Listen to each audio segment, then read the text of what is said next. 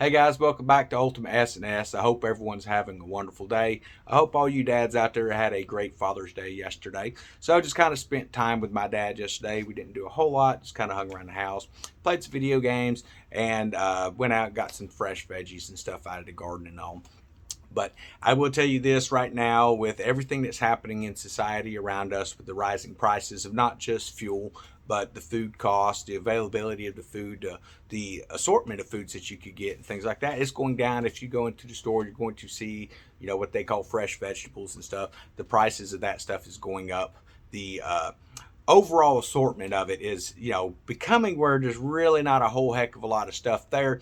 And if you're looking at things such as like zucchini and squash, eggplants and stuff like that, you're going to see those prices going up. The size of it seems to be going down too, where they're like pulling it out of the field quicker, just trying to get food into the stores at this point. So you're better off to take the time to create a garden. Even if you just do one mound, you can put 3 or 4 plants on that mound, and that's going to be producing plenty of vegetables. It takes about 2 months for that stuff to really start kicking it out, but it's going to give you an opportunity to be able to cut back on some of those foods that you have. Now, for those who love lasagnas and things like that, you can take these large zucchinis like I grow, those big black beauty zucchinis, slice them where they're thin, but as the width of the zucchini, just cut it long ways, and you can make you almost like a vegetarian lasagna. Now, when I say vegetarian lasagna, I don't eat vegetarian lasagna. I will use that as, say, the noodles for your lasagna, but I still like to load that up with meat and other things like that as well. So that's what I would recommend doing with some of that stuff. You can fry it up. We get okra out here about every couple days. I'll have enough to really chop that up and just kind of take and fry it up, or saute it down, or throw it into a gumbo or something like that. There's a lot of different uses for it, but it's nice that everything doesn't come off at one time. So you want to plan your garden where things are not everything coming off at once. You want it where it staggers out, because you're going to have a week per whatever type of plants you're growing. There's going to be about a week there after a heavy harvest. It takes about a week for those blooms to come back in, and then for that stuff to start growing again. So you might be looking about a week to a week and a half between, your harvest and things like that there once a month.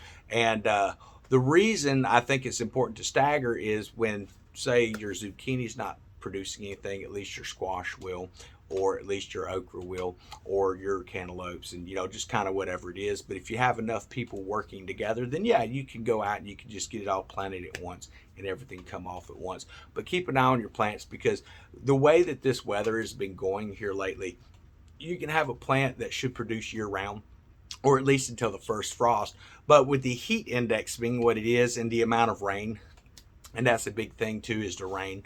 If you don't have a well, it is going to be kind of expensive, in my opinion, to do a garden, because you're paying for city water. Not only are you paying for that water, but you're actually paying for a wastewater fee as well, because it meters it coming in, not going out. So something you need to keep in mind as well. It might be, in fact, I would even encourage it, if you're hooked to city water, have a shallow well put in. They usually don't cost much. It may not be, water that's good enough to drink without filtration.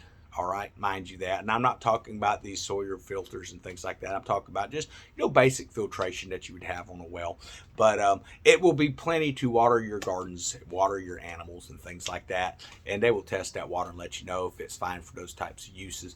But most places you can get those wells put in for, a couple of grand. So come tax season next year, it's something you might want to look into. And it can be one of those things where if you live in an area where you don't have to go down hundreds of feet, or even close to 1,000 feet, that you can actually put in a sandpoint well.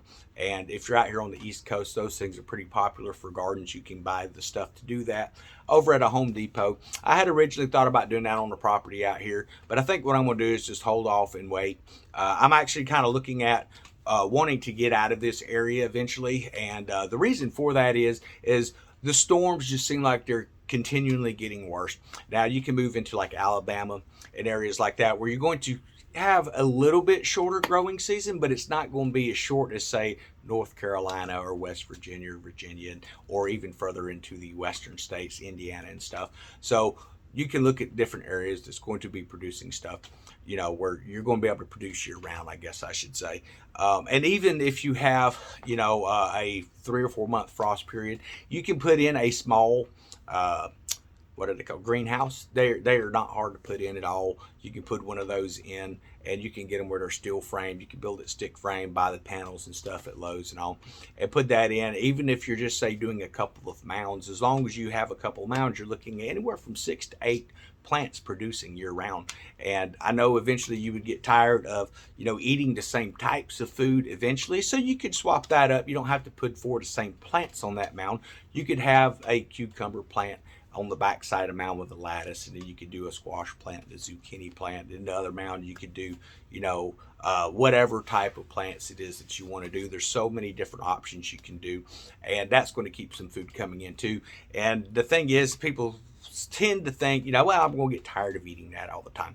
Well, that is partially true, but it's better to be able to eat something and to say, okay, well, I'm just kind of tired of this because it's so abundant, than it is to sit back and say, I wish I had something to eat.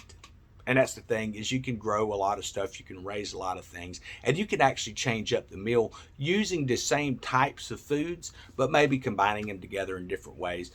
So for like zucchini and squash there, for a while I was sauteing it up with a little bit of butter, and then I started adding some of the peppers that come out of the garden to it, just kind of spice it up a little bit.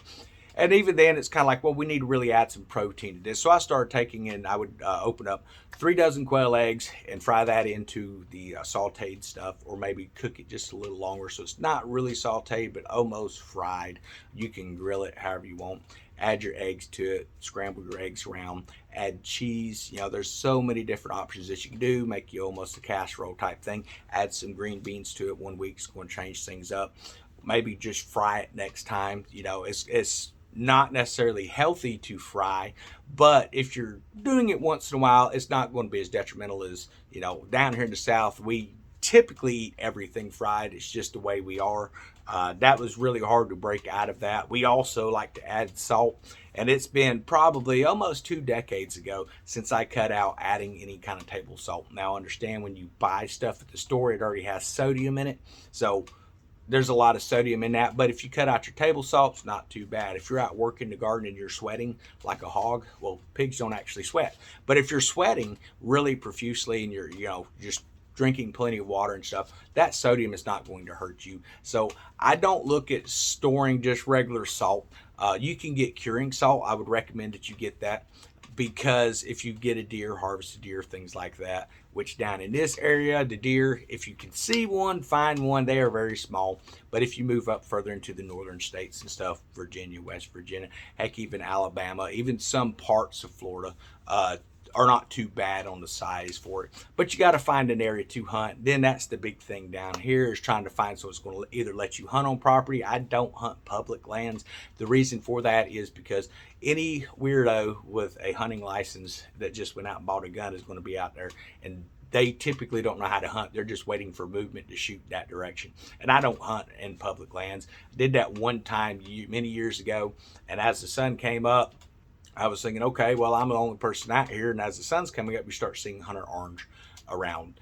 And everyone is like just trigger happy at that point. One deer steps out and everyone takes off shooting. It sounds like a war out in the woods, man. And then the argument ensues about who gets to have the deer. So it's better to, invest a little bit of money to hopefully get you some property. Maybe you have a friend that you're living nearby that has property, and you can work something out with him. Or most people, if you will give them part of the backstrap or something, they're usually pretty cool about letting you hunt on their property. So those are some different things, and that helps your community out and things like that as well. So those are some really good options to have.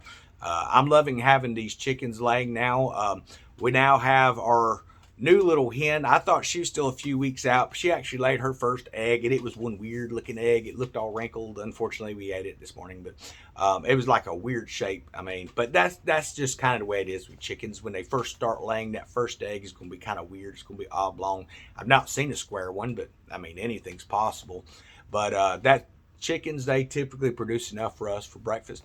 And then everything that the quail are producing, that is overabundance, that we're able to take and boil those eggs. And when you want to peel the shell off, I'm going to tell you the easiest way to do that. And there's a video in there in my playlist as well. But you want to take your eggs after you boil them and place them in a big bowl and pour white distilled vinegar on it and leave it in there for about 8 hours. And that's going to dissolve all of the calcium, which is your shell, calcium carbonate is going to dissolve off of that. It's going to look like a frothy broth on the top.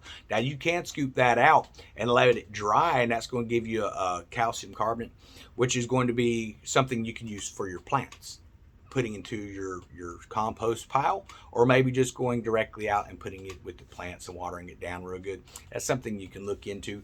I would warn a little bit about some of the acidic and alkalines and things like that with that as well. So you want to make sure it's dry. I would actually just take and put that in with my compost pile so it can break on down.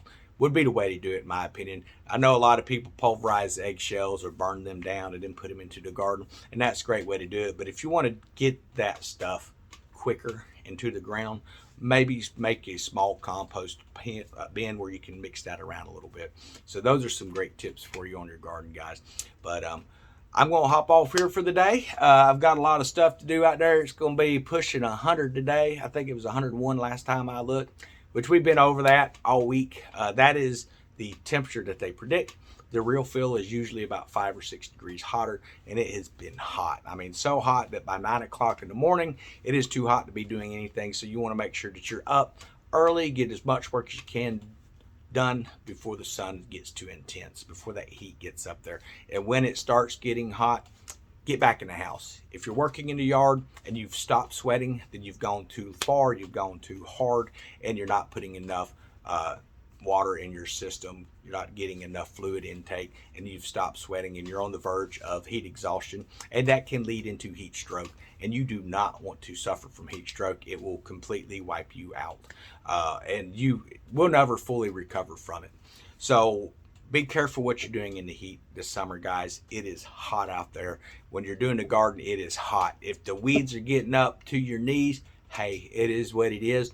Maybe you can go out that evening, fire your tiller back up. The reason I use a small tiller instead of a big one is I can fit it between rows pretty easy. That's how I plan my rows. And if it's just real hot, I can go out in the evening, fire that up. It's self-propelled, just run it down through there. It's going to knock them weeds out. And then you can go in and just pull a few around the base of the plant if you need to. Typically, if your plants are getting up in size, you're not going to have to do too much of that, because it's going to keep those weeds shaded down where they're going to not get as much sunlight, they're not going to get as much nutrients, and they're going to die. So that's the way I would do it. That's the way I do it out here. Everyone have a wonderful day.